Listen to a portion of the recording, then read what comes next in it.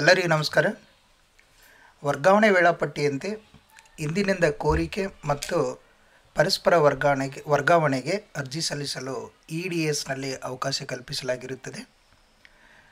ಯಾರ್ಯಾರು ಅರ್ಜಿ ಸಲ್ಲಿಸಬಹುದು ಅಂತಂದರೆ, ಪ್ರಸ್ತುತ ಶಾಲೆಯಲ್ಲಿ 3 ವರ್ಷ ಪೂರೈಸಿದ ಶಿಕ್ಷಕರು ಅರ್ಜಿ ಸಲ್ಲಿಸಲಿಕ್ಕೆ ಅರ್ಹರಿರ್ತಾರೆ. ಅದೇ ರೀತಿಯಲ್ಲಿ 5 ವರ್ಷ ಪೂರೈಸದ ನಿರ್ದಿಷ್ಟಪಡಿಸಿದ ಹುದ್ದೆಯಲ್ಲಿರುವಂಥ ಶಿಕ್ಷಕರು ಅರ್ಜಿಯನ್ನು ಸಲ್ಲಿಸಬಹುದು. ಅವರು ಸಹ ಅರ್ಹರಿರ್ತಾರೆ. ಹಾಗೆಯೇ ವಲಯ ವರ್ಗಾವಣೆಗೆ ಅರ್ಹರಿರುವಂಥ ಶಿಕ್ಷಕರು ಸಹ ಅರ್ಜಿಯನ್ನು ಸಲ್ಲಿಸಬಹುದು. ಇದರಲ್ಲಿ ಅರ್ಜಿ ಸಲ್ಲಿಸಲು ಕೊನೆಯ ದಿನಾಂಕ ಮೇ 15 ಆಗಿರುತ್ತೆ.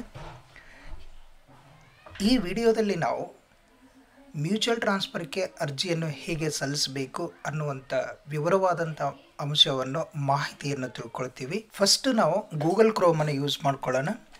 ಗೂಗಲ್ ಕ್ರೋಮ್ದಲ್ಲಿ ನಾವು EDS ಲಾಗಿನ್ ಅಂಥೇಳಿ ಟೈಪ್ ಮಾಡಬೇಕು. EDS ಲಾಗಿನ್ ಅನ್ನು ಟೈಪ್ ಮಾಡಿದ ತಕ್ಷಣವೇ ಇದನ್ನು ಕ್ಲಿಕ್ ಮಾಡ್ತೀವಿ. ಇಲ್ಲಿ EDS ಲಾಗಿನ್ ಅಂತ ಹೇಳಿ ಕಾಣ್ತಾ ಇದೆಯಲ್ಲ, ಇಲ್ಲಿ ಕ್ಲಿಕ್ ಮಾಡಿದ ಮೇಲೆ ಈ ಹೋಮ್ ಸ್ಕ್ರೀನ್ ಅಂದರೆ ಎಂಪ್ಲಾಯ್ ಡೇಟಾ ಸಿಸ್ಟಮ್ ಹೋಮ್ ಸ್ಕ್ರೀನ್ಗೆ EDS ಹೋಮ್ ಸ್ಕ್ರೀನ್ಗೆ ಬರ್ತೀವಿ. ಇದರಲ್ಲಿ 3 ಆಯ್ಕೆಗಳು, 3 ರೇಡಿಯೋ ಬಟನ್ ಇರ್ತಾವೆ. ಒಂದು ಎಂಪ್ಲಾಯ್, ಇನ್ನೊಂದು ಆಫೀಸ್, ಇನ್ನೊಂದು ಸ್ಕೂಲ್ ಅಂಥೇಳಿ. ನಾವು ಸೆಲೆಕ್ಟ್ ಮಾಡಬೇಕಾಗಿರೋದು ಎಂಪ್ಲಾಯಿಯನ್ನು ಸೆಲೆಕ್ಟ್ ಮಾಡ್ಕೊಳ್ಬೇಕು. ಎಂಪ್ಲಾಯ್ ಸೆಲೆಕ್ಟ್ ಮಾಡಿದ ನಂತರ ಇಲ್ಲಿ ಯೂಸರ್ ನೇಮ್, ಪಾಸ್ವರ್ಡ್ ಮತ್ತು ಕ್ಯಾಪ್ಚಾ ಇದೆ. ಇಲ್ಲಿ ಯೂಸರ್ ನೇಮ್ ಅಂತಂದರೆ ಎಂಪ್ಲಾಯಿಯವರ KJD ನಂಬರ್ ಎಂಟ್ರಿ ಮಾಡ್ತೀವಿ. ನಂತರ ಪಾಸ್ವರ್ಡ್, ನಂತರ ಇಲ್ಲಿ ಕಾಣುವಂಥ ಕ್ಯಾಪ್ಚಾವನ್ನು ಟೈಪ್ ಮಾಡ್ತೀವಿ. ಟೈಪ್ ಮಾಡಿದ ನಂತರ ಇಲ್ಲಿ ಲಾಗಿನ್ ಅಂತ ಕ್ಲಿಕ್ ಮಾಡಬೇಕು. EDSನ ಹೋಮ್ ಪೇಜಿಗೆ ಬರ್ತೀವಿ.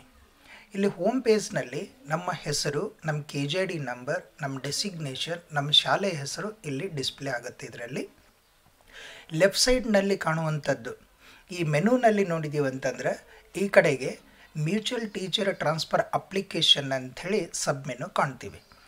ಈ ಮೆನು ಮೇಲೆ ನಾವು ಕ್ಲಿಕ್ ಮಾಡಿದಾಗ ಮ್ಯೂಚುವಲ್ ಟ್ರಾನ್ಸ್ಫರ್ಗೆ ಸಂಬಂಧಪಟ್ಟಿರುವಂಥ ಸ್ಕ್ರೀನ್ ಇದರಲ್ಲಿ ಓಪನ್ ಆಗುತ್ತೆ.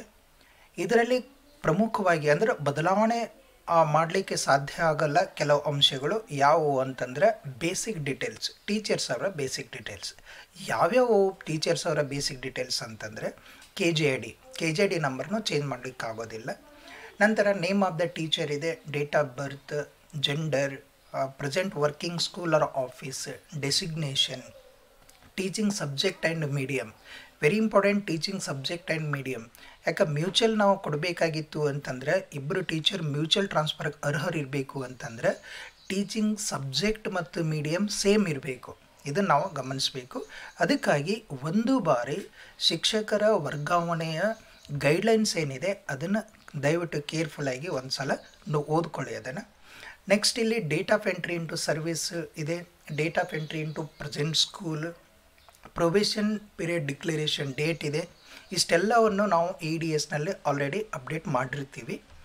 ಈಗ ಇದರಲ್ಲಿ ಪ್ರಮುಖವಾಗಿ ನಾವು ಗಮನಿಸಬೇಕು ಅಂತಂದರೆ ಟ್ರಾನ್ಸ್ಫರ್ ರಿಕ್ವೆಸ್ಟ್ ಫಾರ್ ಅಂತ ಹೇಳಿ ಇದೆ. ಟ್ರಾನ್ಸ್ಫರ್ ರಿಕ್ವೆಸ್ಟ್ ಫಾರ್ನಲ್ಲಿ 3 ಆಯ್ಕೆಗಳದಾವೆ. ಒಂದು ವಿದಿನ್ ಡಿಸ್ಟಿಕ್, ಇನ್ನೊಂದು out of district within division, next ಇನ್ನೊಂದು ಬರೋದು ಔಟ್ಸೈಡ್ ಡಿವಿಷನ್ ಅಂಥೇಳಿ. ಜಿಲ್ಲೆಯ ಒಳಗಡೆಗೆ ನಾವು ಮ್ಯೂಚುವಲ್ ಟ್ರಾನ್ಸ್ಫರ್ ಕೊಡ್ತಾ ಇದ್ದೀವಿ ಅಂತಂದರೆ ವಿದಿನ್ ಡಿಸ್ಟಿಕ್ಕನ್ನು ಸೆಲೆಕ್ಟ್ ಮಾಡ್ಕೊಳ್ಬೇಕು. ಒಂದು ವೇಳೆ ಆ ಜಿಲ್ಲೆಯಿಂದ ಹೊರಗೆ ಮತ್ತು ವಿಭಾಗದ ಒಳಗಡೆ ನಾವು ಮ್ಯೂಚುವಲ್ ಟ್ರಾನ್ಸ್ಫರ್ ಕೊಡ್ತಾ ಇದ್ದೀವಿ ಅಂತಂದರೆ out of district within division select ಮಾಡ್ಕೊಳ್ಬೇಕು. ಒಂದು ವೇಳೆ ಡಿವಿಷನ್ನ ಹೊರಗಡೆಗೆ ಔಟ್ಸೈಡ್ ಡಿವಿಷನ್ ಹೊರಗಡೆ ನಾವು ಮ್ಯೂಚುವಲ್ ಟ್ರಾನ್ಸ್ಫರ್ ಕೊಡ್ತಾ ಇದ್ದೀವಿ ಅಂತಂದರೆ ಔಟ್ಸೈಡ್ ಡಿವಿಷನ್ನು ಸೆಲೆಕ್ಟ್ ಮಾಡ್ಕೊಳ್ಬೇಕು. ಇಲ್ಲಿ ಫಸ್ಟ್ ನೋಡ್ಕೊಳ್ಳೋಣ. ಇಲ್ಲಿ ವಿದಿನ್ ಡಿಸ್ಟಿಕ್ಕನ್ನು ಕ್ಲಿಕ್ ಮಾಡಿದ್ದೀನಿ. ವಿದಿನ್ ಡಿಸ್ಟಿಕ್ ಜಿಲ್ಲೆ ಒಳಗಡೆಗೆ ನಾನು ಮ್ಯೂಚುವಲ್ ಟ್ರಾನ್ಸ್ಫರ್ನು ತೆಗೆದುಕೊಳ್ತಾ ಇದ್ದೀನಿ ಅಂತಂದರೆ ಇದನ್ನು ಈ ಆಯ್ಕೆಯನ್ನು ಸೆಲೆಕ್ಟ್ ಮಾಡ್ಕೊಳ್ತೀನಿ. ನಂತರ ಇಲ್ಲಿ ಸೆಕೆಂಡ್ ಟೀಚರ್ ಫಾರ್ ಟೀಚರ್ 2 ಅಂದರೆ ಇನ್ನೊಬ್ಬರು ಟೀಚರ್ ಮ್ಯೂಚುವಲ್ ನಾವು ಯಾರಿಗೆ ಕೊಡ್ತಾ ಇದ್ದೀವಲ್ಲ ಆ ಟೀಚರ್ ಅವರ KJD ನಂಬರ್ನಲ್ಲಿ ಟೈಪ್ ಮಾಡಬೇಕು. ನಂತರ ಈ ಕಡೆಗೆ ಕ್ಲಿಕ್ ಮಾಡಿದ್ದೀವಿ ಅಂತಂದರೆ ಸೆಕೆಂಡ್ ಟೀಚರ್ ಅವರ ಡೀಟೇಲ್ಸ್ ಇದರಲ್ಲಿ ನಮಗೆ ಗೋಚರಿಸುತ್ತದೆ. ಇದರಲ್ಲಿ ಇಲ್ಲಿ name of the employee, date of birth ಅಂದರೆ second teacher date of birth, gender, ಆಮೇಲೆ present working school or office, designation, teaching subject and medium. First teacher teaching subject and medium ಮತ್ತು second teacher ಅವರ subject and medium same ಇರಬೇಕು. ಅಂದಾಗ ಮಾತ್ರ ನಮಗೆ mutual ಟ್ರಾನ್ಸ್ಫರ್ಗೆ ಅರ್ಹರಿರ್ತೀವಿ ಅಂತ ನಾವು ಗಮನಿಸಬೇಕು. ಇಲ್ಲಿ date of entry into service, date of entry into present school, probation period declaration date ಎಲ್ಲನೂ ಸಹ ಅಪ್ಡೇಟ್ ಮಾಡಿದ್ದೀವಿ. ಇಷ್ಟು ಆದ ನಂತರ ಇಲ್ಲಿ ಡಿಕ್ಲರೇಷನ್ ಅಂತ ಹೇಳಿ ಇದೆ. ಡಿಕ್ಲರೇಷನ್ನಲ್ಲಿ ಎರಡನ್ನೂ ರೈಟ್ ಮಾರ್ಕ್ನ ಮಾಡ್ಕೊಳ್ಬೇಕು ಡಿಕ್ಲರೇಷನ್. ನಂತರ ಇಲ್ಲಿ ರೈಟ್ ಸೈಡ್ ಕಾಣುವಂಥ ಬಟನ್ ಸಬ್ಮಿಟ್ ಅಂತ ಹೇಳಿದೆ. ಎಲ್ಲ ಮಾಹಿತಿ ಕರೆಕ್ಟಾಗಿದೆ ಅಂತ ತಿಳ್ಕೊಂಡು, ಅಂದರೆ ಫಸ್ಟ್ ಟೀಚರ್ ಮತ್ತು ಸೆಕೆಂಡ್ ಟೀಚರ್ ಒಪ್ಪಿಗೆ ಮೇರೆಗೆ ಒಬ್ರಿಗೊಬ್ಬರು ಒಪ್ಪಿಗೆ ಪತ್ರನೂ ಸಹ ನಾವು ಸಬ್ಮಿಟ್ ಮಾಡಬೇಕಾಗತ್ತೆ. ಅಂದರೆ ಇದರ ಹಾರ್ಡ್ ಕಾಪಿ ಪ್ರಿಂಟೌಟ್ ತೆಗೆದುಕೊಂಡು ನಾವು ಆಯಾ ಬಿ ಅವರಿಗೆ ಆ ಅಪ್ಲಿಕೇಶನ್ನು ಸಬ್ಮಿಟ್ ಮಾಡ್ತೀವಿ. ಅದಕ್ಕಾಗಿ ಇಬ್ಬರು ಶಿಕ್ಷಕರ ಒಪ್ಪಿಗೆ ಮೇರೆಗೆ ಇಷ್ಟೆಲ್ಲ ಮಾಹಿತಿಯನ್ನು ಫಿಲಪ್ ಮಾಡಿದ ಮೇಲೆ ಸಬ್ಮಿಟ್ ಮಾಡ್ತೀವಿ. ಸಬ್ಮಿಟ್ ಬಟನ್ ಕ್ಲಿಕ್ ಮಾಡಿದ ಮೇಲೆ ಅಪ್ಲಿಕೇಶನ್ ಸಬ್ಮಿಟ್ ಆಗಿಬಿಡುತ್ತೆ. ನಂತರ ಅದರ ಒಂದು ಕಾಪಿಯನ್ನು ಪ್ರಿಂಟೌಟ್ ತೆಗೆದುಕೊಳ್ಬೇಕು. ಕಾಪಿ ಪ್ರಿಂಟೌಟ್ ತೆಗೆದುಕೊಂಡು ಪ್ರೊಬೇಷನ್ ಪೀರಿಯಡ್ ಡಿಕ್ಲರೇಷನ್ ಮತ್ತು ಏನಂತಂದರೆ ಸರ್ವಿಸ್ ಸರ್ಟಿಫಿಕೇಟ್, ಹೀಗೆ ಅದಕ್ಕೆ ಅಗತ್ಯವಿರುವಂಥ ದಾಖಲೆಗಳನ್ನು ನಾವು ಆಯಾ ಕ್ಷೇತ್ರ ಶಿಕ್ಷಣಾಧಿಕಾರಿಗಳಿಗೆ ಕೊಡ್ತೀವಿ.